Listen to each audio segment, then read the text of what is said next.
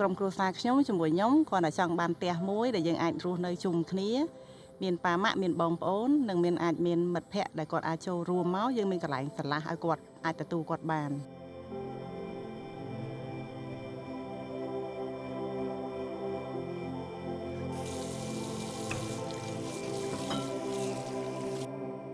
ហើយចំពោះប្លង់ដែលមើលដំបូងនោះគឺអត់ទាន់យល់ថាប្លង់ហ្នឹងនឹងចេញមកបែបណាទេគ្រាន់តែក្តីសម័យរបស់យើងចង់បានដើមឈើច្រើនទីធ្លាធំទូលាយនិងមានខ្យល់អាកាសគ្រប់គ្រាន់តែប៉ុណ្្នឹងឯង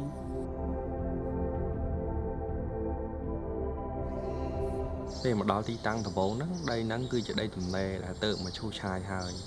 យមាននៅសល់តែដើមត្នោត3ដើមគត់ដែលនៅទីតាំងហ្នឹងផ្ទាល់តែម្ដងអញ្ចឹងអាកាសធាតុនៅទីតាំងដែលសិក្សាហ្នឹងគឺក្តៅហែងតែម្ដងហើយបញ្ហាសម្លេងគឺជាបញ្ហាប្រឈមមួយដែរដោយសារទីតាំងនៅខៀននឹងផ្លូវជាតិហើយដូច្នេះហើយយើងក៏បានសន្ទនាជាមួយនឹងម្ចាស់ផ្ទះធ្វើយ៉ាងណាយើងចង់រក្សាដើមត្នោតទាំង3ហ្នឹងហើយយើងនឹងសិក្សាប្លង់ស្ថាបត្យកម្មមួយដែលអាចបន្ស៊ីជាមួយនឹងរបស់ដែលមានស្រាប់ហើយយើងនឹងជួយរំលេចពីគុណតម្លៃនៃដើមត្នោតទាំង3ដើមនេះម្ល៉េះហើយយើងក៏បង្កើតគម្រោងនេះដាក់ឈ្មោះថាផ្ទះត្នោត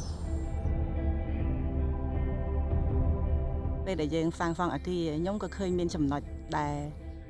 តដែតចេញមកគឺវាលើសពីអ្វីដែលយើងបានរំពឹងទុកតាំងពីពលឺតាំងពីខ្យល់មានអារម្មណ៍ថាគឺ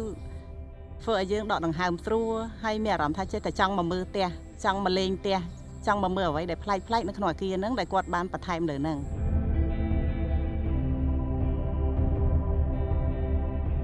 ចាចំពោះដើមត្នោតវិញដំបូង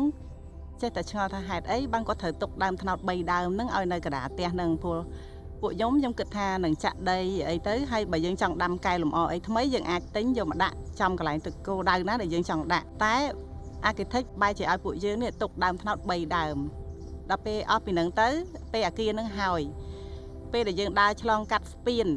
ដែលប៉ះជាមួយដើមត្នោតអាចកាន់ស្លឹកត្នោតបានខ្ញុំមានអារម្មណ៍ថាកាន់តែស្រឡាញ់ដើមត្នោតជាងពីមុនហើយអារម្មណ៍នៅពេលដែលវានៅវាស្រែដែលយើងទុកចោលហ្នឹងវាខុសពីអារម្មណ៍ដល់ពេលដែលយើងធ្វើផ្ទះហើយយើងអាចយកដៃទៅប៉ះស្លឹកត្នោតហ្នឹងបានតែផ្ទាល់ដៃខ្លួនយើងវាធ្វើឲ្យយើងកាន់តែស្រឡាញ់ដើមត្នោតដែលជានិមិត្តសញ្ញានៃផ្ទះនេះតែម្ដង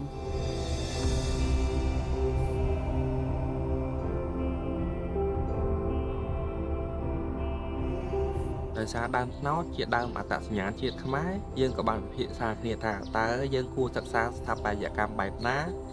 ឲ្យស៊ីគ្នាទៅនឹងដើមត្នោតហ្នឹង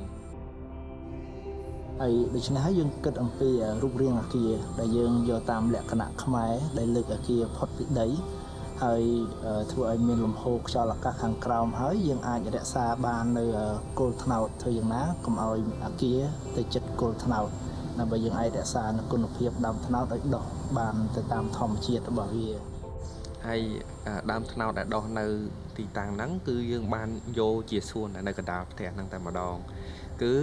ពេលដែលយើងដើរនៅក្នុងផ្ទះហ្នឹងពីតុបាយពីកន្លែងទទួលភ្ញៀវនិងយើងមានកន្លែងដើរឆ្លងកាត់ចូលបន្ទប់គឺសុទ្ធតែអាចឃើញនៅដើមត្នោតដែលដុះនៅកណ្ដាលផ្ទះហ្នឹងបាន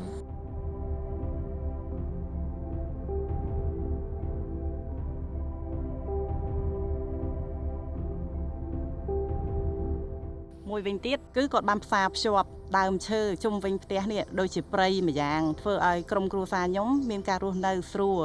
មានខ្យល់ហើយនឹងបរិយាកាសគឺល្អមែនទែនដែលអត់មានការធុញទ្រាំមានអារម្មណ៍ថាចេះតែចង់នៅផ្ទះចង់លេងជាមួយកូនចង់នៅជាមួយឪពុកម្ដាយជុំគ្នាអានេះជាក្តីបំណងធំបំផុតរបស់ពួកខ្ញុំដែលចង់បានផ្ទះហ្នឹង